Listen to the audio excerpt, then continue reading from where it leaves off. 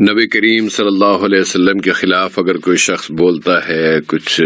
زبان درازی کرتا ہے، آپ کی جناب کے حوالے سے کچھ غلط باتیں کہتا ہے، تو اسے کوئی غلط لفظ کہا جا سکتا ہے اس کے لیے؟ جس سے بھائی تمام مسلمانوں کے اوپر جو حقوق لازمی ہوتے ہیں ان میں اللہ تعالیٰ کے حقوق اور پیارے نبی کے حقوق اور والدین کے حقوق، والد اور اہل و عیال کے اور عام مسلمانوں کے اور دیگر انسانوں کے اور ساری مخلوقات کے حقوق جو عائد ہوتے ہیں، ان میں ہم پیارے نبی محمد مصطفیٰ صلی اللہ علیہ وسلم کے حقوق کے بارے میں اس طرح بتا سکتے ہیں کہ آپ پر ایمان لے آنا، آپ سے محبت رکھنا، آپ کا اتباع کرنا، آپ کے طریقے پہ چلنا، آپ پر درود و سلام پڑھنا، اسی طرح آپ کا احترام، اس کے ساتھ ساتھ آپ کا دفاع یعنی آپ کی طرف سے مدافعت کرنا، یہ بھی مسلمانوں کے لیے فرض ہے۔ اگر آپ کے حق میں گستاخی ہو رہی ہو، بے حرمتی ہو رہی ہو، آپ کے بارے میں بد زبانی ہو رہی ہو، چاہے گستاخی وہ قلم کے ذریعے یا زبان کے ذریعے یا برتاؤ کے ذریعے، کسی بھی طریقے سے اگر وہ پیارے نبی کے حق میں گستاخی کر رہا ہو، تو اس کے بارے میں ہم سب پر، سارے مسلمان مرد و خواتین کے لیے ضروری ہوتا ہے کہ حتی الامکان جس طرح ممکن ہو پیارے نبی کی طرف سے مدافعت کریں۔ خود کوئی بھی مسلمان، کوئی بھی شخص خود اس کے بارے میں گستاخی ہو رہی ہو برداشت نہیں کرتا، تو پیارے نبی کی گستاخی ہو رہی ہو تو کوئی بھی شخص جو ہے اس کے ایمان کا تقاضا یہ ہے کہ اس بات کو برداشت نہ کرے۔ یہ ہو گئی پہلی بات۔ اور دوسری بات ہمیں یہ ملتی ہے سے بھائی کہ جو لوگ اللہ تعالیٰ کے بارے میں یا پیارے نبی کے بارے میں گستاخی کرتے ہیں تو ان کے بارے میں خود اللہ تعالیٰ نے قرآن مجید میں واضح کر دیا کہ لعنہم اللہ فی الدنیا والآخرہ،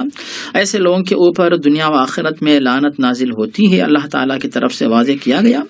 اسی طرح عذاب علیم کا بھی ذکر کیا گیا کہ ایسے لوگوں کے لیے عذاب علیم ہوگا، تو اللہ تعالیٰ کی طرف سے فیصلہ کر دیا گیا۔ لیکن اگر کوئی شخص سچی توبہ کرے، اس کی توبہ اللہ کے پاس قابل قبول ہو، تو پھر یہ معاملہ اللہ تعالیٰ کے اختیار میں ہوگا۔ تو صاحب یہ تو ہو گئی پہلی بات۔ اور دوسری بات یہ آتی ہے کہ اگر کوئی شخص اس طرح کا، ایک شخص یا کئی لوگ اس طرح کے پائے جاتے ہوں، تو ان کے ساتھ دیگر مسلمان جو ہے کس طرح برتاؤ کریں، ان کے اختیار میں جو جو طریقے ہو سکتے ہیں وہ تمام طریقے اپنائیں۔ اور یہاں پر صاحب اگر کوئی شخص جو ہے بد زبانی کرتا ہو، ہم اگر بد زبانی کریں گے تو ہماری اپنی زبان تو گندی ہوتی ہے، لیکن اس یعنی بظاہر دنیا میں تو اس کا کوئی یعنی وہ یہ سوچتا ہے کہ مجھے ان کی گالیوں سے نقصان کیا پہنچے گا۔ اسی لیے ہم ایسے الفاظ یعنی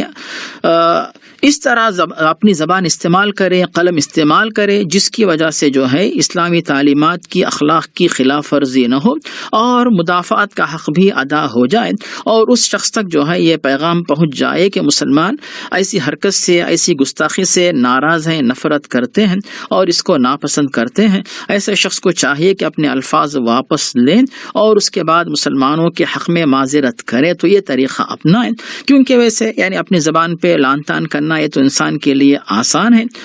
لیکن پیارے نبی جو تعلیم دیتے ہیں کہ مسلمان جو ہوتے ہیں لا یکونون لعانین ولا تعانین، کہ مسلمان لعن طعن نہیں کرتے ہیں، تو ادب کے دائرے میں رہتے ہوئے جو بھی مناسب طریقہ آپ اپنا سکتے ہیں اپنائیے۔ تو صاحب اس بارے میں مزید رہنمائی آپ فرمائیں۔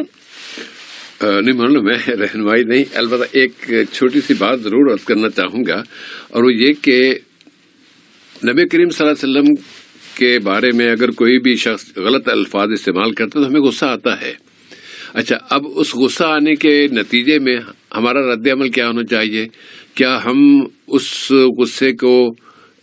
اسی طرح کی گالیاں دے کے ختم کر دیں اور معاملہ ہم اسی سطح پہ گر جائیں جہاں وہ گرا ہے؟ تو یہ تو اسلام کا ایک مہذب شخص سے بھی تصور نہیں کیا جا سکتا کہ وہ گالم گلوچ کرتا ہو، گندے الفاظ استعمال کرتا ہو۔ انسان کے پاس جس طرح کی اس کے ذہن ہوتا ہے، جس طرح کی ذہنیت ہوتی ہے، اسی طرح کا ذخیرہ الفاظ بھی وہ جمع کرتا ہے۔ جو غلط لوگ ہوتے ہیں ان کے پاس گالیوں کا ایک بڑا ذخیرہ ہوتا ہے۔ اسلام غلط لوگوں سے اور غلط کاموں سے، غلط الفاظ سے، غلط باتوں سے بچنے کے لیے حکم دیتا ہے، تو پھر اس کا ذخیرہ بھی ہمارے پاس نہیں ہونا چاہیے۔ ایسے میں کوشش پوری کی پوری یہ ہونی چاہیے کہ کسی طریقے سے، کسی انداز میں وہ کام ختم کرایا جائے جو کہ نبی کریم صلی اللہ علیہ وسلم کے حیات طیبہ کے حوالے سے، آپ کی ذات کے حوالے سے دنیا میں بہت سے لوگ کرتے ہیں. مثلا ابھی بھی اس وقت بھی یوٹیوب پر نبی کریم صلی اللہ علیہ وسلم کے خاکوں کی ویڈیو پڑی ہوئی ہیں، ہم اسے ڈیلیٹ نہیں کروا پا رہے ہیں. سارے پورا عالم اسلامی مل کر ڈیلیٹ نہیں کروا رہا یا کروا پا رہا. وہ کہتے ہیں یہ ہمارے ہاں یہ قانون ہے، ہم تو اس قانون پہ عمل کرتے ہیں، اور ہم اپنا بس دل محسوس کے لیے بیٹھ جاتے ہیں. اسی طرح کبھی کوئی اور اٹھتا ہے، وہ اپنے خاکے چھاپ دیتا ہے، کارٹون بنا دیتا ہے، اور ہم پھر تھوڑا سا کچھ ملکوں میں توڑ پھوڑ کر دیتے ہیں، جلوس نکال دیتے ہیں، جلوس نکال کے غصہ بھڑک، اور جب اپنا غصہ نکل گیا تو جی مطمئن ہو گیا جی ہم نے حق ادا کر دیا. یہ تو حق ادا کرنا نہیں ہے. حق ادا کرنے کا طریقہ یہ ہے کہ جو منظم ادارے ہیں، جو ممالک ہیں، ان سے کہا جائے کہ وہ کوئی ایسا طریقہ اختیار کریں کہ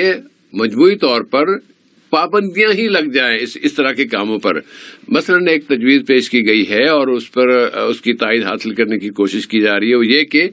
جتنے آسمانی مذاہب ہیں، عیسائیت ہے، یہودیت ہے، اسلام ہے، ان کے بارے میں کسی نبی کے بارے میں کوئی شخص کبھی بھی کوئی غلط بات نہ کہے. اب وہ اس پر وہ کہہ دیتے ہیں کہ جی ٹھیک ہے ہم تو انبیاء کے بارے میں نہیں کہیں گے، لیکن ہم آپ کے تو نبی مانتے نہیں، محمد صلی اللہ علیہ وسلم کو ہم نبی مانتے نہیں، اس لیے ہم تو بولیں گے. وہ پھر اس طرح بھی پھر وہ نکل جاتے ہیں. تو اس طرح کوششیں ہو رہی ہیں، لیکن اللہ تعالی کب کامیابی عطا فرمائے گا وہی بہتر جانتا ہے. جی صاحب بھائی، جہاں تک صاحب بھائی آپ نے جو بڑے مہذب اور ادب کے بارے میں بات بتائی، اس کی اہمیت جو ہے